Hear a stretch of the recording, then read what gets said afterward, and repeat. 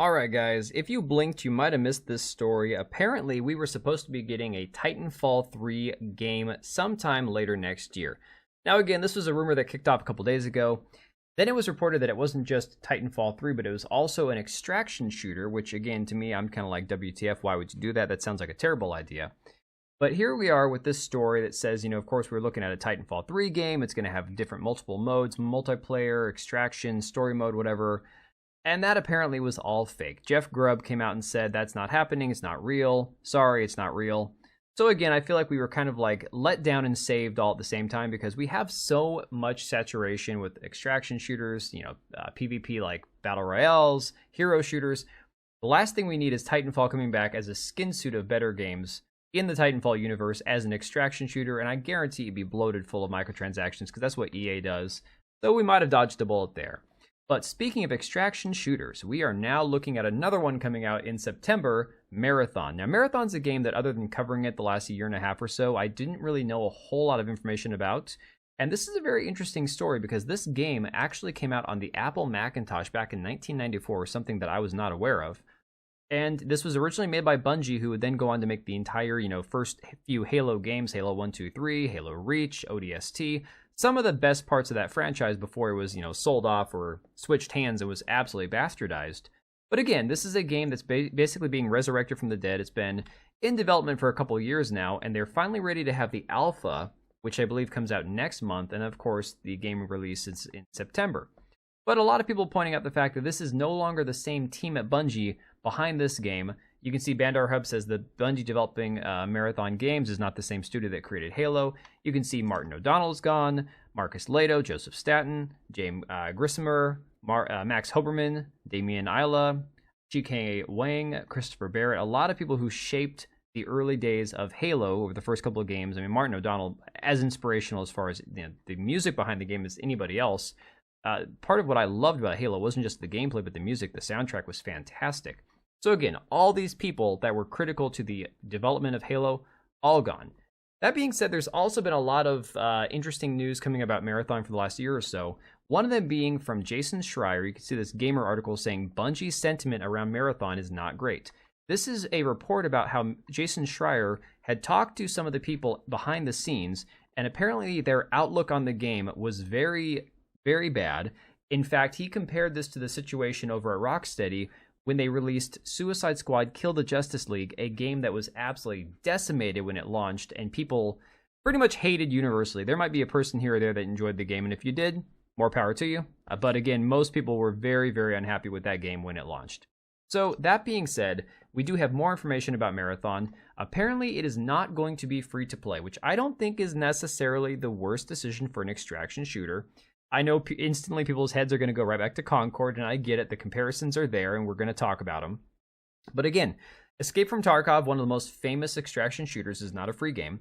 And the game started, I believe, at like $40 or $50. I can't remember how much I paid for it back in the day.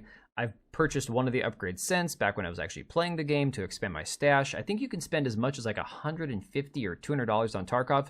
So clearly there are extraction shooters, there are these PvP online multiplayer games that people will spend money on. But again, it's being reported from Marathon, the game's official account, that the game will be a premium title, not a full price title. What that means, I don't know. It says we'll announce details this summer. But it's clear that the game is going to probably cost $30 or $40 like Concord did, so again, the comparisons are there. And Demian says, look, Bungie makes solid games gameplay-wise, but releasing a shooter at a premium price point when all your competition is basically free to play is crazy. I do think that there is some truth to that. Pirate Nation says Marathon is just Concord 2, premium title, battle pass, ugly designs, shit gameplay. What I will say about the designs that I'm seeing in Marathon and what I have seen so far of the gameplay, it looks like it's just borrowing from a lot of other games. And again, I have no problem with games getting inspiration from other games. Let's be honest, there's not a whole lot of originality left in the universe. Pretty much everything's been done before.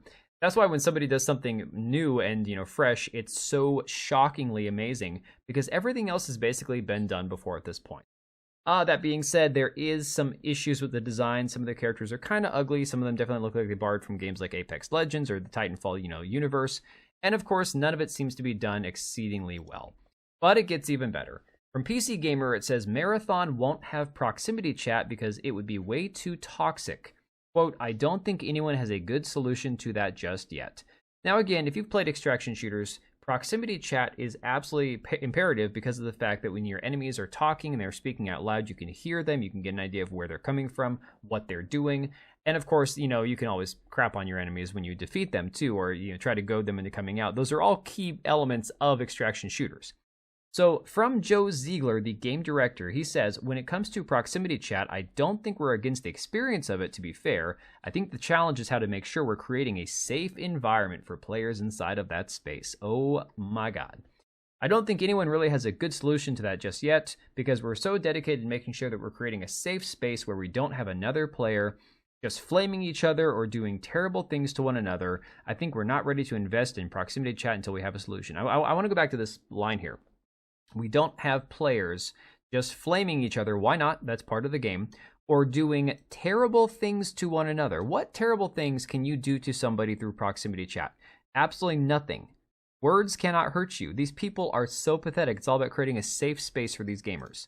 I think that's where we stand right now. Like, if it was magical and we could somehow come up with a solution, I think we would totally have proximity chat.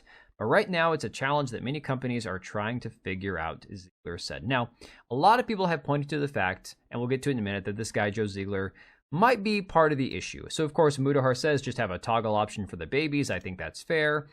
I said Marathon won't have proximity chat because they're trying to create a, quote, safe space for players. Holy shit, this game's cooked. Concord 2.0. And I'm going to stand by that. And not because the characters are as ugly as Concord, or because the development might have had as many, quote, activists or, quote, woke people in there. I think it's just going to have the same lack of an audience when it launches as Concord did. Now, again, a lot of people have pointed out this guy, Joe Ziegler, and you can see his blue sky account over here. He's got the Palestinian watermelon in the bio. I'm pretty sure it's a Palestinian thing, as from what I've seen. That same guy from Twitter, gay as F, weightlifter, producer on Marathon, Pitbull Dad, and Pokemon Master, BLM, trans rights. Okay. Kindness is an action. So clearly we know what this guy's about, and of course he's a very proud homosexual man. So again, a lot of people have questions. Grum says, guys, I don't think Bungie's Marathon is going to be okay. Again, I have no problem with this design on the right. Kind of looks like they stole some inspiration from, I'd say, Titanfall, the character Ash that they put into Apex Legends. This one on the left, I don't know what the hell's going on with this. It's pretty terrifying. But yes, this guy, Joe, can't remember his last name already because my brain's dead. We see that there's these women here that are also like a social lead at Marathon, senior producer. They're both she, hers. This is a bad sign. If I'm being honest, a woman working on a video game is not the problem, but when they look like this, it is always a bad sign, to be fair. Mudahar says, I think this whole DEI anti-wokeness craze makes discussing games annoying. Sure, it makes it annoying, but sometimes it's also imperative. He says, I don't think queer people working on Marathon's a problem. Okay, fine. Queer people on their own working a Marathon, it wouldn't be a problem. But I think that the problem gets into where they have all these queer people getting together and trying to be activists. That becomes an issue. Says, I do have a problem with what looks like a safe and soulless game that will be loaded with microtransactions, little content at launch at a premium price. And again, I can agree with that. But again, a lot of the issues that Concord had that people are kind of pointing to, I'm seeing from, again, the game director himself. You can see here from his Blue Sky account, he says, just a reminder, myself and colleagues are here to celebrate our work. Okay. If you have feedback, our personal accounts are not the place for that. Direct that towards official communication channels. Failure to comply will result in a block. Why would you tell people, if you have feedback of any kind, good, bad, negative, whatever, don't share it here or I'll block you. Send it to our official communication channels. We're here to celebrate our work. So he doesn't want to hear any negativity at all, even if it's like constructive criticism. This to me sounds like this entire environment of toxic positivity that was reported on back at, Firewalk Studios when they were developing Concord, where nobody at the studio wanted to hear anything negative. Everything was all, it has to be great, it has to be awesome, don't give us any negative feedback at all. That's what it seems like is going on with Marathon as well, because we also have accounts like this, and I believe this guy is, I don't want to call him a shill, but he posts a lot about Destiny, so I imagine he's got some connections to something at Bungie. It says, if Marathon's genre isn't your thing and you're not interested in giving it a shot, that's totally fine. But calling the runner art AI-generated looking as an insult is kind of a lazy take. By that logic, pretty much all polished professional art would fall under the same label. There's nothing off about the artwork. The hands, for instance, actually look like hands. Loving the aesthetic of this game. Can't wait to see more today. So, whether you love the look of this game or not, I do think it looks uninspired. I think this one here on the bottom right does kind of look like AI, if I'm being honest. I don't think it looks great. There are things I question about the designs of these characters.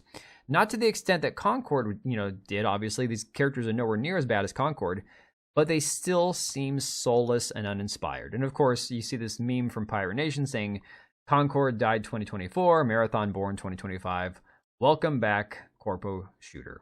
And again, I think that's the number one problem a lot of people have with these games. It's just the fact that there is just so much soulless energy that's been put into it. It just seems like corporate slop. It doesn't seem to have anything interesting. It certainly doesn't seem to have anything worth paying for. Again, if it was a free-to-play game and they wanted to load it full of microtransactions, I'd have less issues with that versus a game that you're going to sell at a, quote, premium price that looks like it's just borrowing from better games, and at the end of the day, doesn't really seem to have anybody looking forward to it outside of a few people on Twitter looking for social media interactions. So I'm going to leave it right there, guys. Let me know what you think about all this down in the comments down below, and I will catch you guys on it. All right, and if you made it this far, thank you so much for watching the video. Thank you for being here. I do have 2 channels, Minimal Effort Podcast, as well as my gaming channel. I do have a Twitch and Kick for my gaming channel. We do live streams over there occasionally, maybe once a week. And then if you are in the market for a new PC, make sure to check out Meta PCs. Click the link I have down below. Use code TBO at checkout for a special discount. Thanks again for watching, and I'll see you next time.